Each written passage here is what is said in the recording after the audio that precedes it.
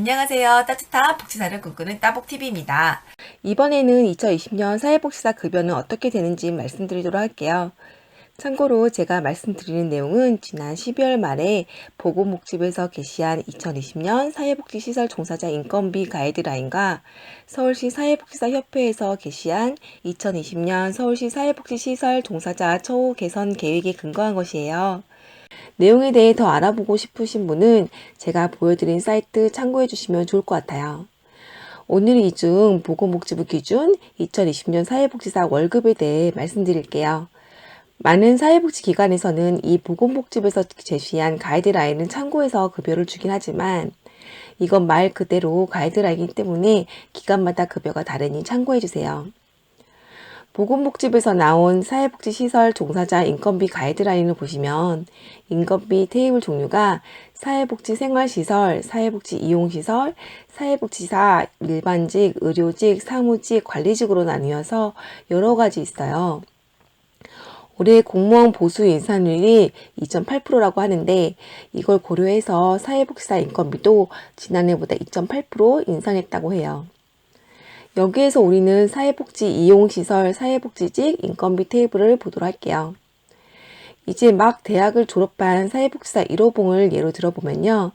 2019년 같은 경우에는 기본급이 183만 2,100원이었는데 2020년에는 2.8% 올라 188만 3,400원이 됐어요.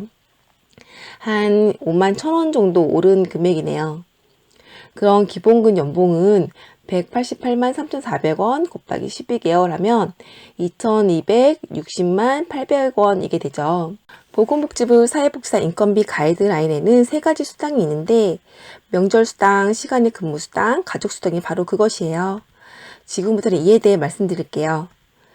명절 휴가비는 설과 추석 때 본급액의 120%를 받을 수 있어요.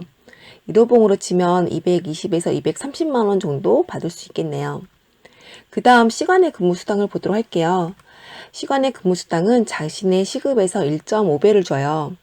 제가 전에 잠깐 말씀드렸었는데 자신의 시급은 통상임금에서 209분의 1을 곱한 금액이라고 했었죠. 이해가 잘 되지 않는다면 전에 제가 올려드린 영상 다시 한번 보시면 될 것 같아요. 이 시간의 근무수당에는 상한 시간이 있어요. 그래서 한 달에 몇 시간 이상 야근을 못하게 되어 있는데요. 이게 서울시 같은 경우는 월 15시간이거든요. 만약 여기에도 그게 똑같이 적용된다면 시간의 근무수당은 시급의 1.5배를 주니까 계산해보면 매월 13만 5천 원가량 받을 수 있을 것 같아요. 그럼 1년에 160만 원가량 받을 수 있게 된 거죠. 그 다음 가족수당을 볼게요.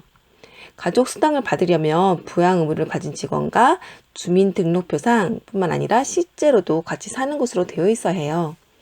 나는 엄마, 아빠, 동생과 같이 사는데 해서 가족 3명에 대한 가족수당을 다 드리는 건 아니고요. 직원의 부양 가족에게 해당하는 가족만 대상이 돼요. 그래서 가족수당을 받을 수 있는 부양 가족인지 아닌지 확인하고 가족수당을 신청하시면 돼요.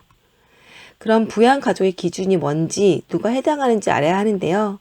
우선 배우자예요. 여기에서 배우자는 사실혼이 아닌 법적으로 결혼한 사이여야 해요. 배우자의 경우에는 가족수당을 4만 원 받을 수 있고요.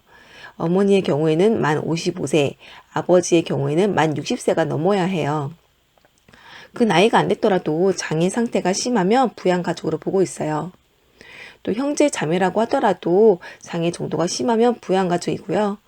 이 경우는 가족수당을 매월 2만 원씩 받을 수 있어요. 또 자녀가 만 19세 미만이거나 만 19세 이상이어도 장애가 심하면 가족수당을 받을 수 있는데요. 첫째 자녀는 2만 원, 둘째 자녀는 6만 원, 셋째 자녀부터는 10만 원씩 받을 수 있어요. 저출산 영향 때문에 자녀를 더 낳을 때마다 수당이 늘어나는 것 같아요. 그럼 만약 나는 직장이 멀어서 나와서 생활하느라고 남편, 애들과 따로 지낸다. 내 아내가 부모님을 모시고 있다 하면 따로 살고 있는데도 가족수당을 드려요.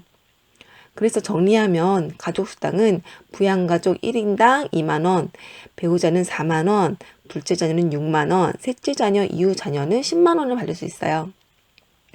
만약 내가 사회복지사 1호봉인데 부모님과 같이 산다. 그런데 아버지가 60세, 어머니가 55세 넘었다 하면 가족수당 4만 원을 더 받겠죠. 그럼 연봉은 2,696만 1,357원이에요. 참고로 서울시 같은 경우에는 같은 조건일 때 3,100만 원가량 돼요. 둘이 거의 410만 원 정도 차이 나네요. 지난달 동아일보 기사를 보면 올해 대졸 신입직원 평균 연봉이 3,382만 원이라고 해요. 대기업의 경우 3,598만 원, 중소기업은 2,834만 원이라고 나와 있어요. 서울시 사회복지 연봉은 중소기업과 차이가 얼마 나지 않지만 보건복지부 기준 사회복지사 연봉은 중소기업과 차이가 많이 나네요. 게다가 사회복지사는 계약직이 워낙 많고 영세한 곳도 많거든요. 그래서 이보다 못 받는 분 많이 계세요. 사회복지사 처우가 더욱더 개선되었으면 좋겠네요. 그래도 다행히 이번 서울시 인건비 지침을 보니 사회복지사들의 처우가 많이 개선된 것 같더라고요. 서울시뿐만 아니라 다른 지자체에서도 사회복지사들의 처우가 개선되었으면 좋겠네요. 그럼 오늘 여기까지 할게요.